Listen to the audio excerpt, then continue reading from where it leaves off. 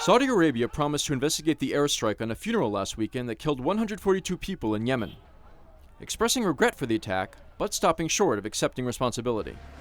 The airstrike, in the capital Sana'a, was one of the deadliest since a Saudi-led coalition began operations against Houthi rebels 18 months ago. Saturday's funeral bombing was a heartless attack on civilians and an outrageous violation of international humanitarian law. In a letter to the UN Security Council, Saudi Arabia called the strike regrettable and promised to release the results of its investigation. The attack also killed the mayor of Sana'a and wounded hundreds of civilians. The Iranian-backed rebels blamed the Saudi-led coalition.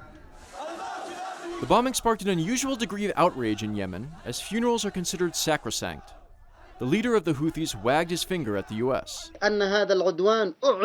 These acts of aggression are ordered from the center of Washington before they are ordered from Riyadh. The U.S. is a top supplier of weaponry to the Saudis.